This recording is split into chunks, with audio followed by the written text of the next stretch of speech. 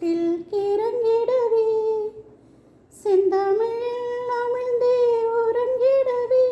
நான் ரசித்தே இசைத்தேன் கவிதைகளை தென்பழுவாய் மின்னிடம் இதழ் வழி கனிமொழி